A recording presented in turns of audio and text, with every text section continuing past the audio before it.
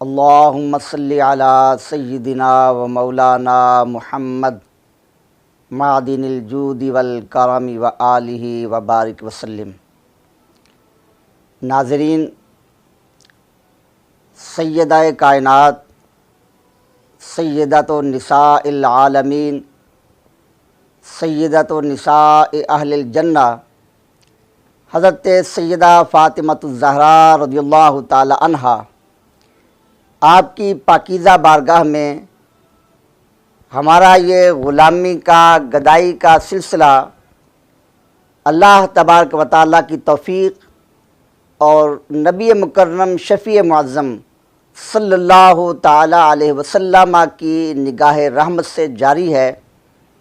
اللہ رب العزت جل شانہ اسے اپنی بارگاہ میں مقبول و منظور فرمائے۔ ڈاکٹر محمد اشرف آصف جلالی، انہوں نے سیدہ کائنات رضی اللہ تعالی عنہا کی پاکیزہ بارگاہ میں جو بے ادبی والے کلمات بولے، ان کے تحفظ کے لیے انہوں نے مختلف تعویلات کا سہارا لیا، بہت سے کتابوں کے حوالے دیے، فتاوی رضویہ شریف، حاشیۃ القلمبوی وغیرہ کے حوالے انہوں نے پیش کیے۔ الحمدللہ علی احسانہ، اللہ تبارک و تعالیٰ کی توفیق سے ہم نے اپنے پچھلے 2 کلپوں میں فتاوی رضویہ شریف کے حوالے سے اور حاشیۃ القلمبوی کے حوالے سے ڈاکٹر صاحب نے جو علمی خیانتیں کیں، کذب بیانی کا ارتکاب کیا، ہم نے ان علمی خیانتوں کا پردہ چاک کیا۔ ویسے ڈاکٹر صاحب سمجھدار ہونے کا تاثر پیش کرتے ہیں، جہاں ان کو یہ معلوم ہے کہ مجھ سے علمی خیانتیں سرزد ہوئی ہیں، کذب بیانی کا ارتکاب ہوا ہے، غلط قاعدہ بیان کر دیا گیا ہے، تو وہاں وہ خاموش تماشائی بنے رہتے ہیں، دم نہیں مارتے۔ لیکن دوسری طرف آپ دیکھیں، مثال کے طور پر حضور غزالی زمان رازی دوران علامہ سید احمد سعید کاظمی شاہ صاحب رحمۃ اللہ تعالی علیہ، آپ کے لخت جگر جو آپ کی مسند پر فائد ہو کر درس حدیث دے رہے ہیں، ان کا جو بیان آیا، اس کے متعلق ڈاکٹر صاحب نے یہ کہا کہ مجھے یقین ہے کہ قبلہ نے میرے جملوں سے پہلے والے جملے اور بعد والے جملے نہیں سنے، شیطانوں نے ان کو ورغلا دیا ہے، پھسلا دیا ہے۔ آپ ڈاکٹر اشرف آصف جلالی کے اپنے الفاظ میں یہ سماعت فرمائیں۔ ان لوگوں سے دست بستہ عرض کرنا چاہتا ہوں جن کے غلط خطوط سے ہزاروں لوگ گمراہ ہوئے۔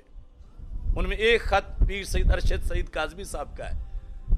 کہ جس میں کئی جھوٹی باتیں لکھی ہوئی ہیں، جس خط کا ہمارے صورت مسئلہ سے کوئی دور کا بھی تعلق نہیں، اور روافض نے وہ خط پوری دنیا میں تقسیم کر کے اس خط کے ذریعے آگے لوگوں کو گمراہ کیا کہ دیکھو یہ تو کاظمی صاحب نے بھی یہ کہہ دیا ہے۔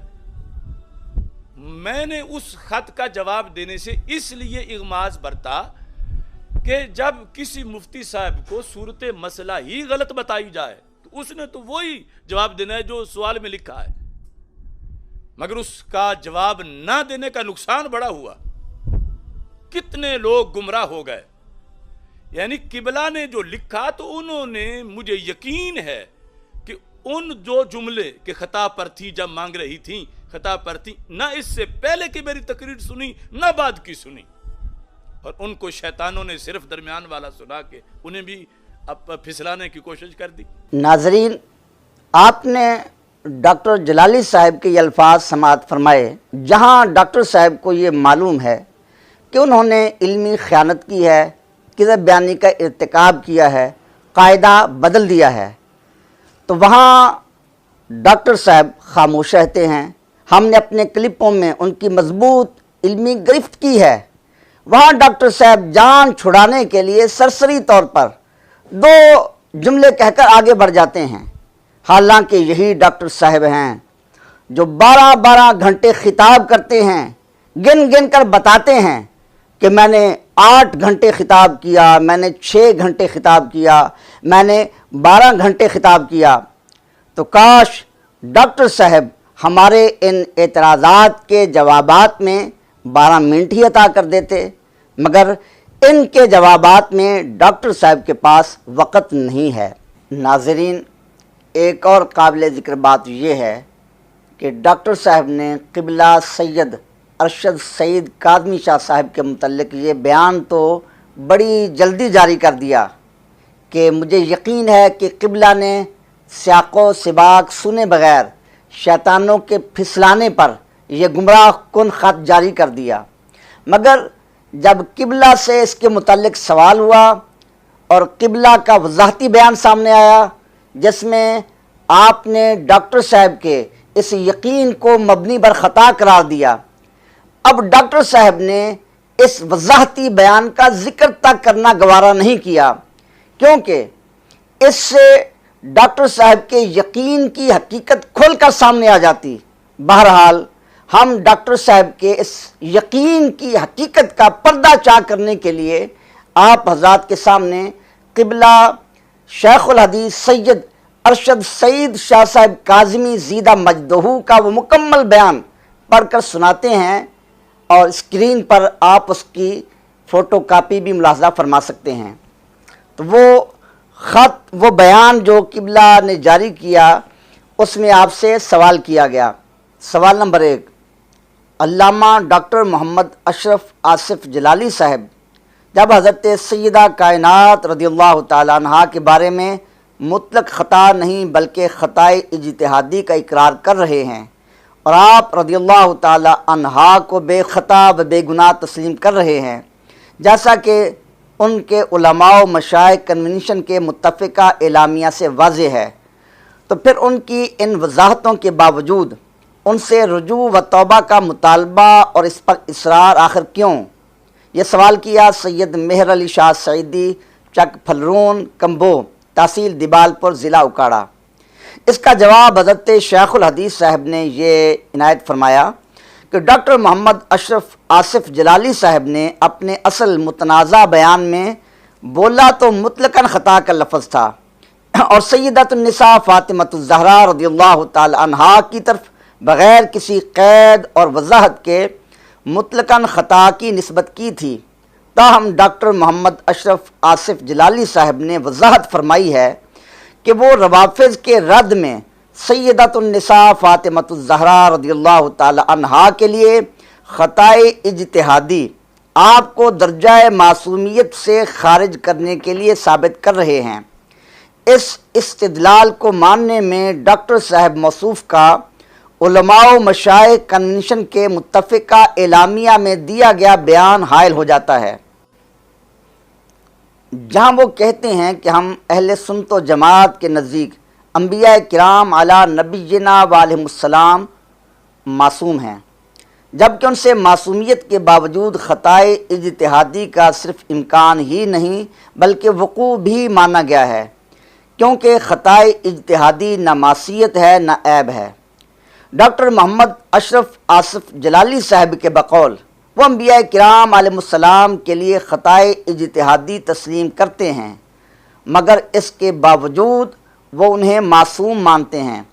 پس ثابت ہوا کہ خطائے اجتہادی معصومیت کے منافی نہیں۔ یہاں سوال یہ پیدا ہوتا ہے کہ وہ سیدۃ النساء فاطمۃ الزہرا رضی اللہ تعالیٰ عنہا کے لیے خطائے اجتہادی ثابت کر کے انہیں معصومیت سے کیسے خارج کر سکتے ہیں، جبکہ ان کا مدعا تو یہ ہے کہ وہ خطائے اجتہادی کو سیدۃ النساء فاطمۃ الزہرا رضی اللہ تعالیٰ عنہا کی معصومیت کے خلاف دلیل بنا رہے ہیں۔ تو ناظرین، حضرت شیخ الحدیث قبلہ سید ارشد سعید کاظمی شاہ صاحب زیدہ مجدہ یہاں یہ بتا رہے ہیں کہ ڈاکٹر جلالی کے بقول وہ انبیاء کرام علیہ السلام کے لیے خطائے اجتہادی تسلیم کرتے ہیں، مگر اس کے باوجود وہ انبیاء کرام کو معصوم مانتے ہیں۔ اس سے معلوم ہوا کہ خطائے اجتہادی معصومیت کے منافی نہیں ہے۔ یہ بات واضح ہوئی کہ خطائے اجتہادی معصومیت کے منافی نہیں ہے۔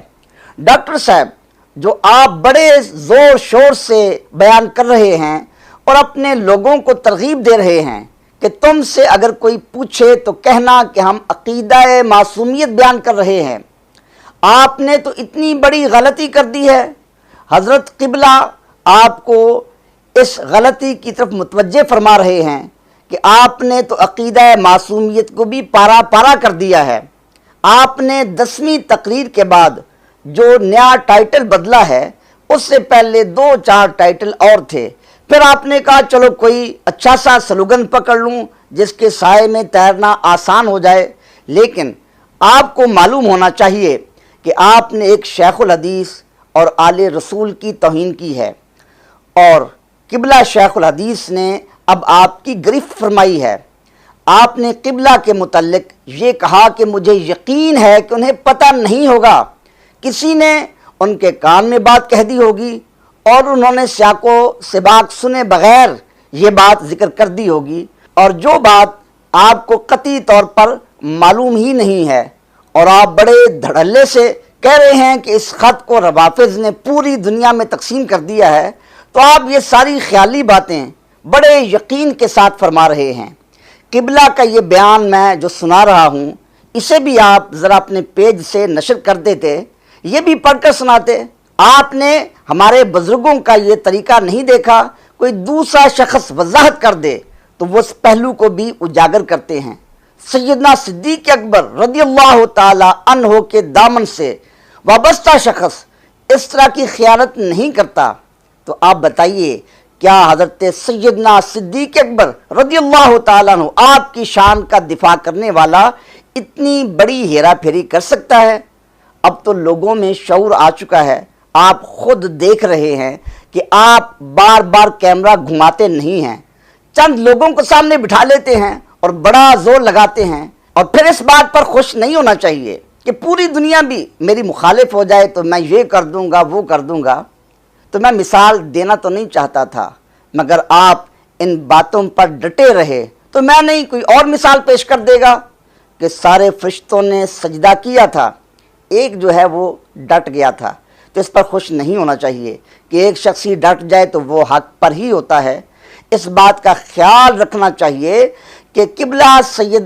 ارشد سید کاظمی شاہ صاحب نے بڑے پیارے انداز میں آپ کو عقیدہ معصومیت سمجھایا ہے کہ آپ نے جو نیا ٹائٹل پکڑا ہے وہ ٹائٹل تو آپ کے ہاتھ سے ہی نکل گیا، تو آپ کیا اہل سنت و جماعت کی ترجمانی کریں گے جس ٹائٹل پر آپ کو بڑا فخر تھا کہ کوئی اس طرح بیان کر کے تو دکھائے؟ تو آپ قبلہ سید ارشد سید کاظمی شاہ صاحب کی طرف ہی نظر کر لیتے۔ قبلہ کے پورے جواب کا اگلا حصہ وہ آگے آ رہا ہے، آپ اس کلام کو ذکر کر لیتے، انہوں نے آپ سے کئی گنا بہتر ترجمانی کی ہے۔ بہرحال ناظرین، یہ خط کا ایک حصہ ہے، اب اگلا حصہ میں پھر پڑھ کر سناتا ہوں۔ بس یہ دل کے کچھ زخم ہوتے ہیں جو سیدہ کائنات رضی اللہ تعالیٰ عنہا کی بے ادبی کی گئی، اس وجہ سے یہ زخم آئے، ان کا اظہار ضروری تھا۔ اب میں پچھلی لائن پڑھ کر دوبارہ پھر رابطہ جوڑتا ہوں۔ تو قبلہ نے یہ لکھا کہ سیدۃ النساء فاطمہ الزہرا رضی اللہ تعالی عنہا کے لیے خطۂ اجتہادی ثابت کر کے آپ انہیں معصومیت سے کیسے خارج کر سکتے ہیں، جبکہ ان کا مدعا تو یہ ہے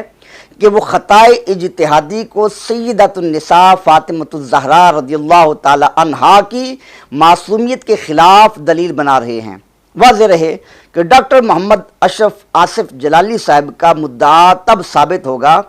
جبکہ وہ سیدۃ النساء فاطمہ الزہرا رضی اللہ تعالی عنہا کے لیے وہ خطا تسلیم کریں جو کہ اجتہادی نہ ہو بلکہ مطلقاً خطا ہو اور وہ گناہ ہوتی ہے، تبھی تو ان کا موقف ثابت ہوگا کہ سیدۃ النساء فاطمہ الزہرا رضی اللہ تعالی عنہا معصومہ نہیں ہیں، ورنہ ان کا مدعا ثابت نہیں ہوگا۔ بس یہی تو ہم کہہ رہے ہیں کہ انہوں نے اپنے مدعا کو ثابت کرنے کے لیے سیدۃ النساء فاطمہ الزہرا رضی اللہ تعالی عنہا کے لیے مطلقاً خطا کا لفظ بول کر بہت بڑی جسارت کی ہے، کیونکہ مطلق اپنے اطلاق پر جاری ہوتا ہے اور اس سے فرد کامل مراد ہوتا ہے۔ بس انہوں نے یہ جملے بول کر کہ وہ خطا پر تھیں، جب مانگ رہی تھیں خطا پر تھیں، خطا کا کوئی گوشہ نہ چھوڑا ہے جسے سیدہ فاطمہ الزہرا رضی اللہ تعالی عنہا کے لیے ثابت نہ کر دیا ہو، الیاذ باللہ۔ اب سوال یہ رہ جاتا ہے کہ سیدۃ النساء فاطمہ الزہرا رضی اللہ تعالی عنہا کو معصومیت سے کیسے خارج کیا جائے گا؟ اس بارے میں اتنا عرض ہے کہ سیدۃ النساء فاطمہ الزہرا رضی اللہ تعالی عنہا کو معصومیت سے خارج کرنے کے لیے بھی روافض کے جواب میں وہی دلائل پیش کیے جائیں گے جو ہم حضرت سیدنا علی المرتضیٰ کرم اللہ وجہہ الکریم، ائمہ اثنا عشرہ رضی اللہ تعالیٰ عنہم اجمعین کو معصومیت سے خارج کرنے کے لیے دیتے ہیں، اور اہل سنت کے لیے عمومی وہ دلائل دیے جائیں گے جو کہ انسانوں میں انبیاء کرام علیہ السلام کے علاوہ تمام لوگوں کو معصومیت سے خارج کرنے کے لیے دیے جاتے ہیں۔ آگے سوال نمبر 2، کچھ لوگ غزالی زمان رحمۃ اللہ تعالی علیہ کی تحریروں و تقریروں سے جمع کردہ مجموعہ مشکلات الحدیث سے ایک اقتباس لے کر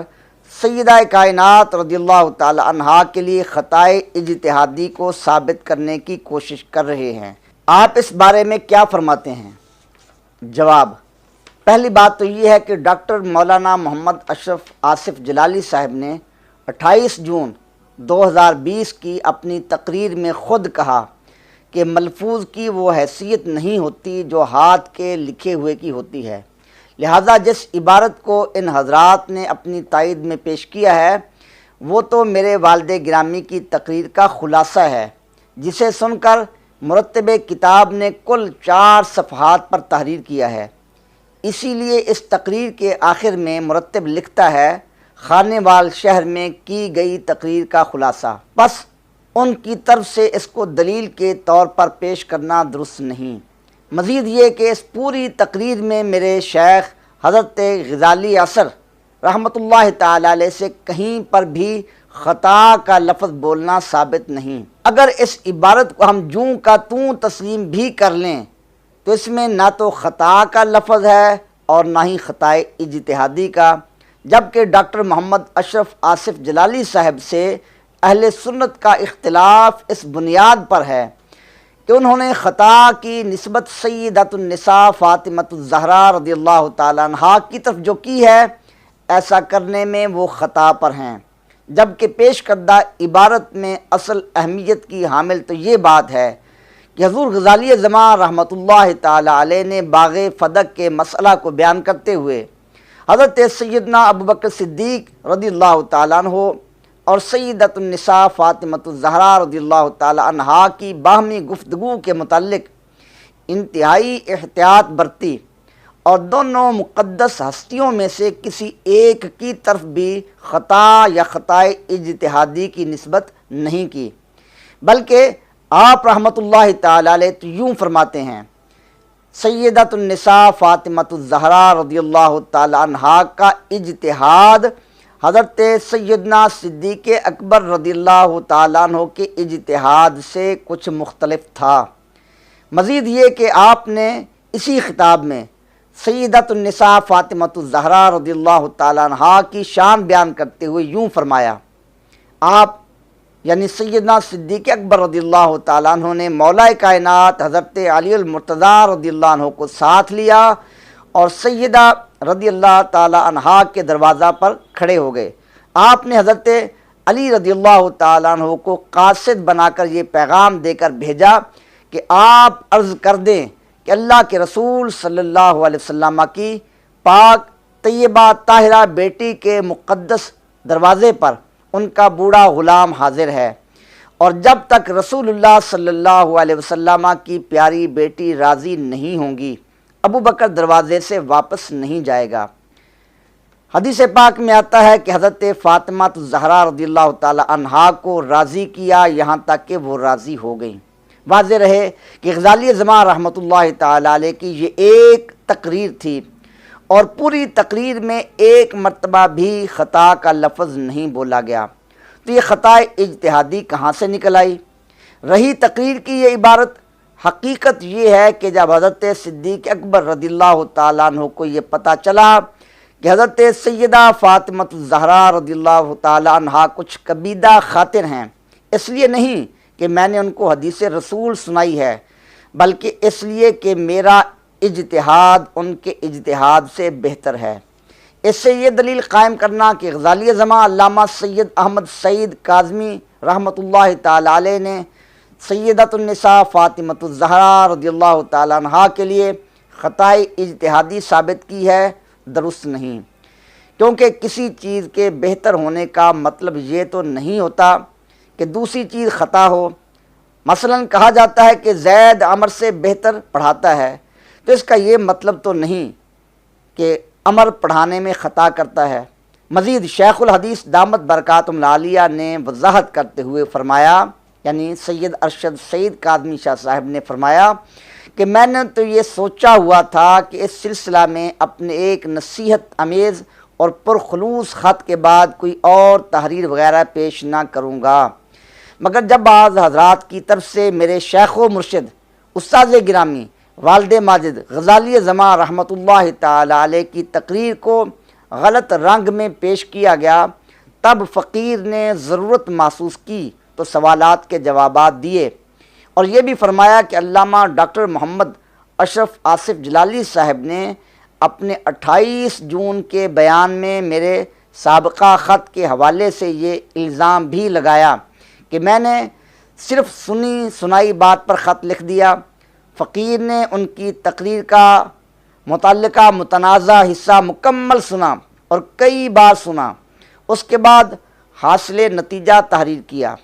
ان کا یہ کہنا مزید افسوس کا باعث ہے کہ اب ہماری طرف سے یہ کہا جا رہا ہے کہ وہ مکمل خط میرا نہیں، بلکہ اس کا زیادہ تر حصہ حاصل پور کے کسی عالم کا لکھا ہوا ہے۔ یہ ڈاکٹر صاحب موصوف کی طرف سے مجھ پر الزام ہے، فإلی اللہ المشتکیٰ۔ ڈاکٹر صاحب کی اس خاموشی کے باوجود ہم نے پھر بھی الحمدللہ اللہ تعالیٰ کی توفیق سے یہ سلسلہ جاری رکھا ہے، اور ڈاکٹر صاحب کی علمی خیانت کی ہم نقاب کشائی کر رہے ہیں کہ شاید ڈاکٹر صاحب کا ضمیر ملامت کرے، ان کا ضمیر جاگ جائے، اپنی غلطی تسلیم کر لیں۔ نہ بھی ضمیر کی بات ہو، لیکن ہم تو یہی سمجھتے ہیں کہ سیدہ کائنات رضی اللہ تعالیٰ عنہا کی پاکیزہ بارگاہ میں ہماری یہ گدائی قبول ہو جائے، ہمارے لیے یہی ذریعہ نجات